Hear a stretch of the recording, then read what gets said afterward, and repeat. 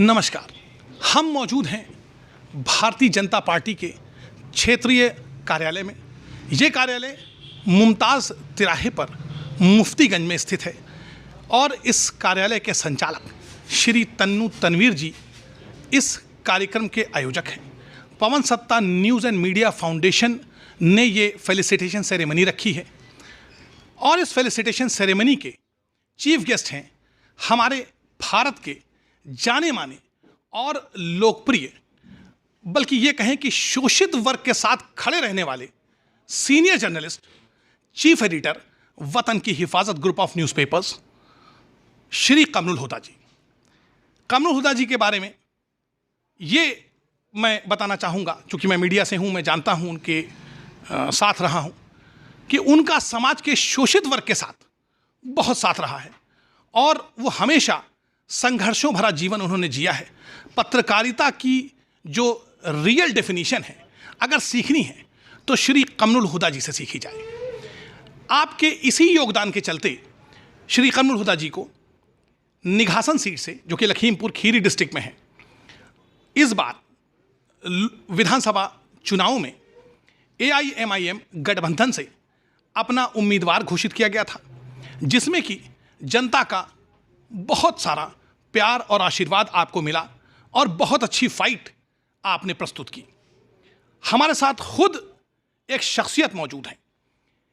ये इलेक्शन जो आपने लड़ा निघासन सीट से, वो खुद में ये दिखाता है कि लेजिस्लेचर और मीडिया का चोली दामन का साथ है।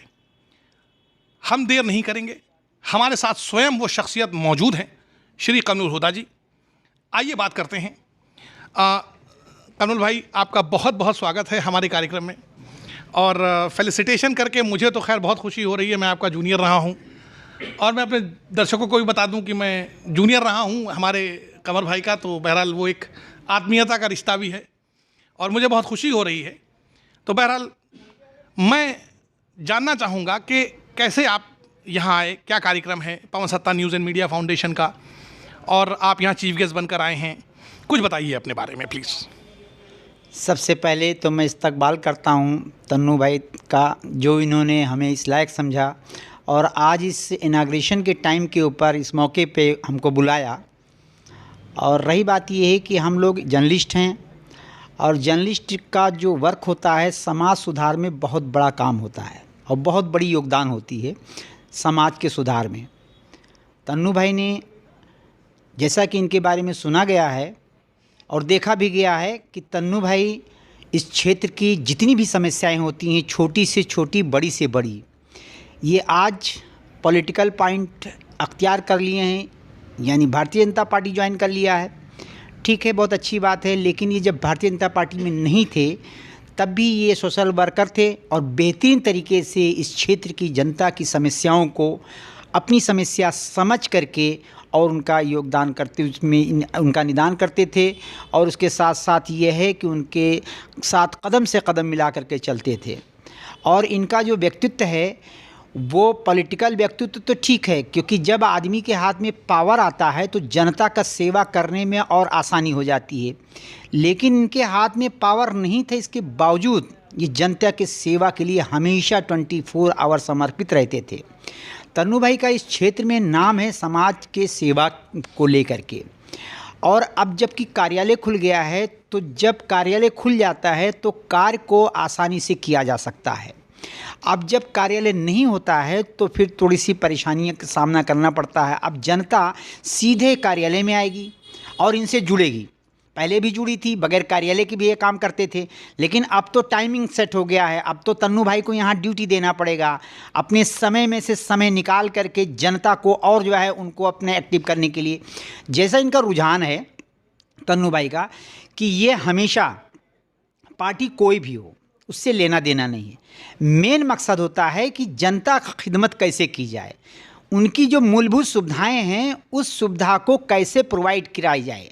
तो अब जब ये चूँकि पॉलिटिकल लाइन से जुड़ गए हैं तो हमें पूरा इस चीज़ का यकीन है कि जब ये नहीं जुड़े थे तो खिदमत करते थे, तो अब तो खिदमत करने का इनको अल्लाह ताला ने और मौका दे दिया है और ये खुल करके अब खिदमत करेंगे इंशाल्लाह।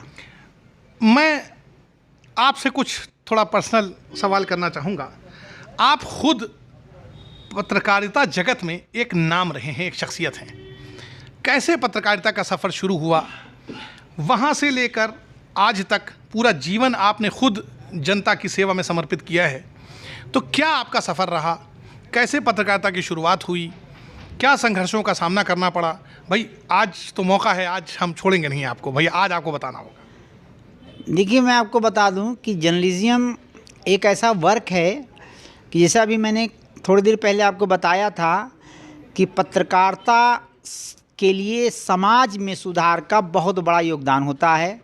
और रही बात ये, आपने सवाल किया कि जर्नलिज्म में हम कैसे आए, जर्नलिज्म में आने का एम क्या था, हमारा सफ़र कैसे शुरू हुआ, तो एक बड़ी लंबी हिस्ट्री है, उसको ब्रीफ करने में बहुत समय लगेगा। शॉर्ट में मैं आपको बताना चाहूँगा कि मेरी फर्स्ट दिल्ली यूनिवर्सिटी से मास कम्युनिकेशन करने के बाद में हम पेपरों में लिखे, उसके बाद में और क्यों हम आए इसके बारे में शॉर्ट में बता देना चाहता हूँ। समाज की आवाज़ बनने के लिए हमारे दिल में बहुत दिन से जिज्ञासा आ रही थी कि हम समाज, जो हमारे शोषित वर्ग के लोग हैं, जो पिछड़े हुए हैं, जिनकी आवाज़ कोई नहीं बन पाता है, जैसा कि मीडिया में आजकल देखा जा रहा है कि निष्पक्ष और निर्भीक जर्नलिज्म करने की टैलेंट बहुत ही कम लोगों के अंदर होती है। और इस निष्पक्ष और निर्भीक जर्नलिज्म को करने के लिए मैंने एक संकल्प लिया था और लिया है, और इंशाल्लाह मैं करता रहूँगा, कर रहा हूँ। चाहे वो मामला एडमिनिस्ट्रेशन से जुड़ा हो और चाहे वो मामला शासन प्रशासन से जुड़ा हो, जनता की समस्या को उजागर करने के लिए जो मैंने संकल्प लिया है, वो हमारे लेखनी को अगर आप देखेंगे या देख रहे होंगे तो उससे पता चलता होगा कि कोई कंसीडर नहीं होता है जनता की आवाज़ बनने के लिए अपने मैगज़ीन, अपने पेपर या अपने पोर्टल के माध्यम से। ये भी एक समझ लो कि खल्क़े खिदमत है, और समाज के लोगों की आवाज़ सरकार तक के पहुंचाना और सरकार की आवाज़ जनता तक पहुंचाना, ये एक मीडिया का बहुत बड़ा दायित्व बनता है, जिसको लेकर के मैंने ये मुहिम छेड़ा और अल्लाह तबारक ताला ने इसको मुझे कामयाबी दिया। और कामयाबी के साथ साथ मैं कोशिश करता रहता हूँ कि हमारी कलम बिकने ना पावे और हम किसी अल्लाह के अलावा किसी के सामने झुकने ना पावें, और इसी सफ़र को लेकर के मैं अपनी ज़िंदगी को कामयाब बनाऊँ और जनता का खिदमत कलम के माध्यम से करता रहूँ। ये जो आपका जन सेवा की जो भावना है, हम ये भी अपने दर्शकों को बता दें कि आपने एक मंच बनाया, जन जर्नलिस्ट एसोसिएशन, जर्नलिज्म और जनता का साझा मंच। मैं भी उसमें जुड़ा रहा हूँ और अपने शुरुआती दौर में मैं आपके साथ रहा हूँ। जन जर्नलिस्ट एसोसिएशन के बारे में कुछ बताइए, क्या कंसेप्ट रहा जन जर्नलिस्ट एसोसिएशन का, किस तरह से आपने पूरे उत्तर प्रदेश और फिर पूरे देश में जन जर्नलिस्ट एसोसिएशन को फैलाया, और क्या परेशानियां आईं, क्या आपकी उम्मीदें हैं आगे? जन जर्नलिस्ट एसोसिएशन जो बनाई गई थी वो जनता और जर्नलिस्ट का संयुक्त मंच लेकर के बनाया गया था 2003 में, और इसका एम सिर्फ एक ही है कि जनता के उत्थान के लिए हम लोग ग्रुप के साथ मिल कर के काम करें। तो जनता हमारे साथ जुड़ती है और जर्नलिस्ट जुड़ते हैं, और जब ये दोनों जुड़ जाते हैं तो हमको किसी के वेलफेयर में काम करने में आसानी हो जाती है। अभी हमारी संगठन राष्ट्रीय जन जर्नलिस्ट एसोसिएशन तमाम टाइप करके मुद्दे को उठाती है और सरकार के सामने रखती है, उसके निवारण के लिए कंटिन्यू संघर्ष करती रहती है। अच्छा, आप जन जर्नलिस्ट एसोसिएशन के संस्थापक हैं, संस्थापना आपने की, क्या इसके पीछे मोटिवेशन था, कैसे ये ख्याल आया? मोटिवेशन का तरीका यही था कि आए दिन हमारे पास में सब लोग आते थे कि साहब मैं जो है बहुत परेशान हूँ, मेरे ऊपर झूठा मुकदमा लिख लिया गया है, मैं बहुत परेशान हूँ, मुझको इस सरकार की योजनाएं आती हैं हम तक पहुँचती नहीं हैं और हम बहुत ज़्यादा डिस्टर्ब रहते हैं।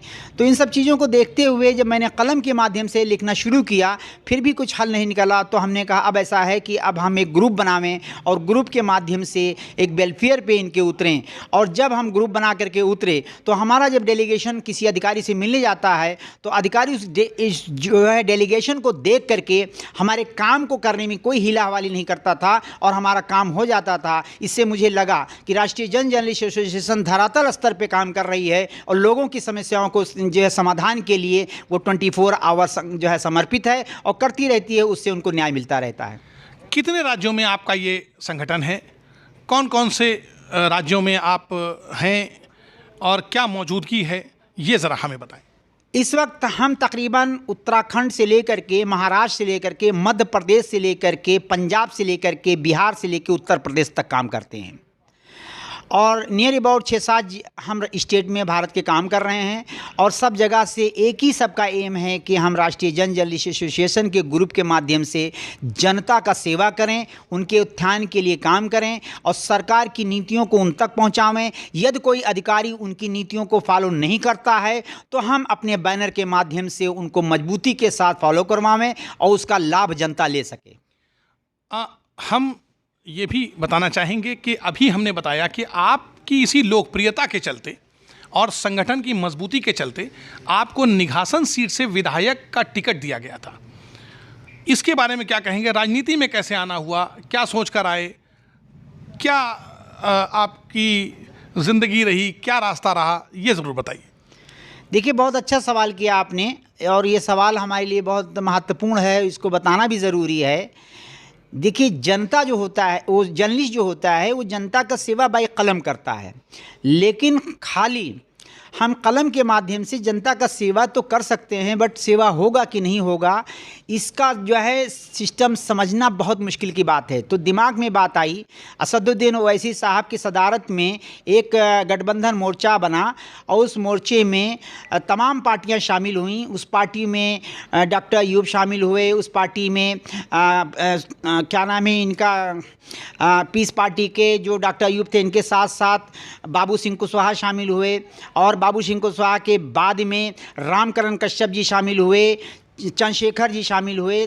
तकरीबन 4-5 पार्टियां मिल करके दलित के साथ साथ, मुस्लिम के साथ साथ समाज वर्ग और पिछड़े लोग के शामिल हुए।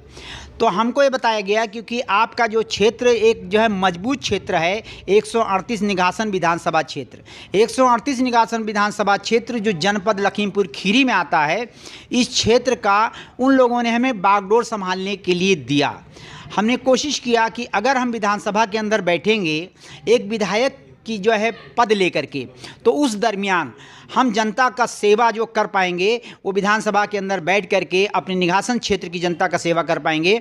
और उसके लिए मैंने अपनी कमर कसी और जा करके जनता को अपने विचारों को बताया, अपनी नीति को बताया, जिसको जनता ने समझा और समझ करके बहुत सपोर्ट किया और हज़ारों की तादाद में जनता ने मुझको वोट दिया।